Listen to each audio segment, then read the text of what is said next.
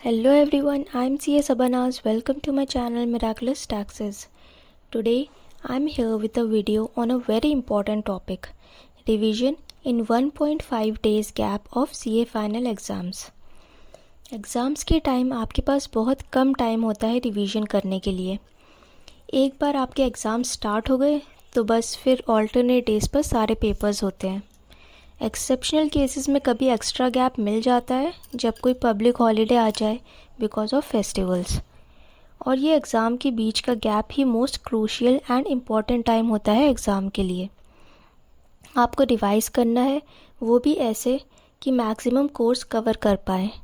और प्रॉब्लम यही है कि 1.5 डेज़ में आप इतना सारा कोर्स कैसे रिवाइज करेंगे। हर एक सब्जेक्ट इतना वास्ट है कि रिवीजन पूरा करना मुश्किल है।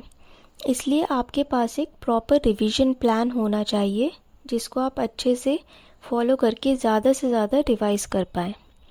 So here I will discuss the revision strategy for each paper of CA final exams which is my opinion on how to revise properly. Number 1. Financial reporting, that is accounts. ये आपका first paper रहेगा, तो इसमें revision की ज़्यादा tension लेने की ज़रूरत नहीं है। आप फुल 3 डेज़ लो रिवाइज करने के लिए।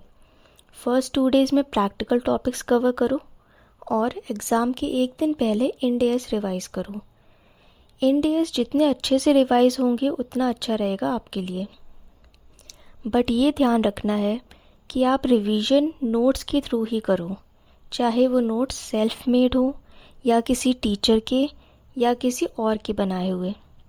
बस नोट्स समराइज्ड हो और सारे इम्पॉर्टेंट पॉइंट्स को कवर कर रहे हों। इंडेस के साथ साथ कॉन्सेप्ट्स, फॉर्मूला, RTP क्वेश्चंस और प्रैक्टिस मैनुअल पर फोकस करो। RTP और प्रैक्टिस मैनुअल के सेलेक्टेड क्वेश्चंस ही करो जो कि आपने पहले से मार्क करके रखे हों या फिर इम्पॉर्टेंट हो, क्योंकि उस क्रूशियल टाइम पर आप RTP के सारे क्वेश्चंस देखने में अपना टाइम वेस्ट नहीं कर सकते। अब एक इम्पॉर्टेंट पॉइंट, इस स्टेज पर एग्ज़ाम के एक दिन पहले कुछ भी नया मत पढ़ो जो कि आपने पहले नहीं पढ़ा है। उस टाइम कुछ नया पढ़ने से आप एग्ज़ाम लिखते टाइम कंफ्यूज हो सकते हो और पेपर में गलती कर सकते हो। Number 2. Strategic financial management SFM। Accounts के पेपर से लौटते ही पढ़ने मत बैठ जाना, बिकॉज़ आपका मेंटली रिलैक्स होना भी बहुत इम्पॉर्टेंट है। इसलिए रेस्ट करो, कुछ खाओ पियो और उसके बाद SFM की रिवीजन के लिए खुद को मेंटली प्रिपेयर करो। आपके पास 3 to 4 आवर्स रहते हैं एग्ज़ाम वाले दिन, जिसमें आप अपने नेक्स्ट पेपर की प्रिपरेशन कर सकते हो। SFM में फॉरेक्स से स्टार्ट करो और रात में सोने के पहले उसको कंप्लीट करो। फिर आराम से नींद लो। Next day remaining practical topics, amendments revise करो अपने नोट्स या RTP या प्रैक्टिस मैनुअल से। जिस दिन एग्ज़ाम है उस दिन सिर्फ थियोरी, कॉन्सेप्ट्स और फॉर्मूले रिवाइज करो। थियोरी भी एक इम्पॉर्टेंट पार्ट होता है क्वेश्चन पेपर का, जिसको बहुत से स्टूडेंट सीरियसली नहीं लेते और थियोरी क्वेश्चंस में ही मार्क्स लूज़ कर देते हैं। Number 3. Advanced auditing and professional ethics. SFM के पेपर के बाद पहले रिलैक्स करो और फिर ऑडिट की प्रिपरेशन प्रोफेशनल एथिक्स से स्टार्ट करो। ये काफ़ी इंटरेस्टिंग टॉपिक है, तो आप बोर भी नहीं होगे और आपका प्रोफेशनल एथिक्स पार्ट कंप्लीट हो जाएगा ईजीली। उसके बाद कुछ टाइम बचे तो उसमें अपनी पसंद का कोई भी टॉपिक रिवाइज कर लो और फिर सो जाओ। नेक्स्ट डे ऑडिट की दूसरे सारे topics like audit procedures, audit of different entities, risk management, company audit revise करो। लास्ट में ऐसे का रिवीजन करो समराइज चार्ट्स या नोट्स से। ऐसे का रिवीजन लास्ट में इसलिए सही है क्योंकि ऐसे इसका रेफरेंस मैक्सिमम क्वेश्चंस में आता है और ऐसे पर बेस्ड रहते हैं मैक्सिमम क्वेश्चंस। इसलिए एग्ज़ाम वाले दिन ही ऐसे पढ़ के जाओगे तो आपको याद रहेगा ठीक से। अब एक इम्पॉर्टेंट पॉइंट, ऐसे नंबर्स को याद रखो और एग्ज़ाम में जहाँ भी कुछ रेफरेंस दो वहाँ उसको मेंशन करो। इससे आपका प्रेजेंटेशन इम्प्रूव होगा और मार्क्स अच्छे मिलेंगे। कुछ क्वेश्चंस में ऐसे के साथ साथ इंड एयर्स भी लिंक्ड रहते हैं, उनका भी प्रॉपर रेफरेंस दो। Number 4, corporate and economics law. Audit paper देने के बाद रिलैक्स करो और फिर अपना रिवीजन कंपनी लॉ से स्टार्ट करो। कंपनी लॉ मेजर पार्ट है, इसमें आपको टाइम लगेगा, बट ट्राई करो कि ये नेक्स्ट डे लंच टाइम तक कंप्लीट हो जाए। After lunch remaining law revise करो। एग्ज़ाम वाले दिन मॉर्निंग में आरटीपी के सिलेक्टेड क्वेश्चंस देखो, कंपनीज एक्ट के सेक्शन नंबर्स रिवाइज करो, अमेंडमेंट्स देख लो और ICAI की booklet MCQs and case studies को पढ़ो। केसेस पढ़ना बहुत इम्पॉर्टेंट है। एग्ज़ाम में लिखते टाइम जहाँ भी सेक्शन नंबर्स कोट कर सकते हो वो करो। Number 5, strategic cost management and performance evaluation. Law paper complete होने पर आपका फर्स्ट ग्रुप कंप्लीट हो जाएगा। अब जिन्होंने सिर्फ फर्स्ट ग्रुप के लिए फॉर्म फिल किया था उनके एग्ज़ाम्स ओवर, जिन्होंने सिर्फ सेकंड ग्रुप के लिए फॉर्म फिल किया था उनके एग्ज़ाम स्टार्ट होंगे, तो वो लोग इस पेपर की प्रिपरेशन एटलीस्ट 3 डेज़ पहले स्टार्ट कर सकते हैं। और जिन्होंने बोथ ग्रुप्स के लिए फॉर्म फिल किया था उनके paper as it is continue रहेंगे, तो उनको लॉ पेपर के बाद अब इस पेपर का रिवीजन स्टार्ट करना है। इसलिए सबसे पहले रेस्ट करो, खुद को रिलैक्स करो और फिर परफॉर्मेंस इवैल्यूएशन एंड कंट्रोल में कवर्ड टॉपिक से रिवीजन स्टार्ट करो। Next day cost management and decision making start करो और उसको इवनिंग तक कंप्लीट कर लो। फिर 7 PM ऑनवर्ड्स कुछ केस स्टडीज़ देखो।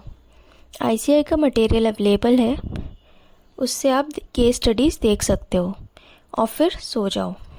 एग्ज़ाम वाले दिन कॉन्सेप्ट्स, फॉर्मूले और थियोरी रिवाइज करो। यहाँ इम्पॉर्टेंट है कि आप थियोरी पढ़ें और एग्ज़ाम लिखते टाइम कोई क्वेश्चन नहीं भी आता हो ठीक से, तब भी उसके जितने स्टेप्स कर सकते हो सॉल्व करो। स्टेप्स के कुछ मार्क्स मिल सकते हैं। नंबर 6, ये एक इलेक्टिव पेपर है। I am not covering its revision in this video. Now number 7, direct tax laws and international taxation. Paper 6 के बाद रेस्ट करके आपको DT की प्रिपरेशन स्टार्ट करनी है, जिसका सिलेबस बहुत ज़्यादा है और इसका रिवीजन करना आसान नहीं होता है, बट फिर भी आप जितना रिवीजन कर सकते हो करो। सेलेक्टिव रिवीजन करो, हेड्स ऑफ इनकम से स्टार्ट करो और deductions and set of carry forward भी साथ में कंप्लीट करो। ये सब 6th पेपर के बाद ही करना है। नेक्स्ट मॉर्निंग असेसमेंट प्रोसीजर और उससे रिलेटेड टॉपिक्स करो। CA फाइनल के लिए असेसमेंट पार्ट बहुत इम्पॉर्टेंट है और उसके बाद इंटरनेशनल टैक्सेशन को कवर करो। एग्ज़ाम वाले दिन सिर्फ case laws, tax rates, TDS rates, due dates, time limits, important amendments और इम्पॉर्टेंट सेक्शन नंबर्स को रिवाइज करो। इतना सब करने पर आपका अच्छा रिवीजन हो जाएगा। Number 8, indirect tax laws. DT paper के बाद रिलैक्स करो और IDT के रिवीजन में लग जाओ। ये सोचकर रिवीजन कैजुअली मत करना कि ये तो लास्ट पेपर है, इसके बाद आराम करेंगे और घूमने जाएंगे। IDT का रिवीजन भी फुल एनर्जी के साथ करो। इस पेपर को एग्जामिशन के लिए टारगेट करो। अपना रिवीजन कस्टम ड्यूटीज़ से स्टार्ट करो और सोने से पहले ये इजीली कंप्लीट हो जाएगा। नेक्स्ट मॉर्निंग से GST लॉ का रिवीजन स्टार्ट करो। मोस्टली क्या होता है कि स्टूडेंट्स बड़े टॉपिक्स रिवाइज करने में ज़्यादा टाइम स्पेंड कर देते हैं, लाइक ITC, सप्लाई एक्सेट्रा, जिससे स्मॉल प्रोसीजरल टॉपिक्स रिवाइज नहीं हो पाते, जो कि आपको मार्क्स इजीली स्कोर करा सकते हैं, बिकॉज कुछ MCQs और छोटे क्वेश्चंस प्रोसीजरल पार्ट से ही आ जाते हैं। इसलिए बेटर है कि आप 2-3 hours in small procedural topics में लगाओ, like refund, job work, assessment, audit, demand, recovery, appeals, और एक क्विक रिवीजन कर लो। और एग्ज़ाम वाले दिन केस लॉस और अमेंडमेंट्स देख लो। फिर ICAI की MCQs and case scenarios booklet को जितना भी पढ़ सकते हो पढ़ लो। IDT का पेपर लिखते टाइम सेक्शन नंबर कोट करो एंड आईडीटी का 100% पेपर अटेम्प्ट करो एग्जामिशन पर्पस के लिए। नाउ एक बहुत इम्पॉर्टेंट पॉइंट, हमारे इंस्टीट्यूट ICAI ने सारे पेपर्स के लिए रेफरेंसर फॉर क्विक रिवीजन इशू की है। समराइज चार्ट्स के लिए आप उस रेफरेंसर को यूज़ कर सकते हैं। I hope this plan helps all the CA final students in effective revision of the course in 1.5 days gap before exams. All the best for November exams. Thanks for watching. Please like, share and subscribe.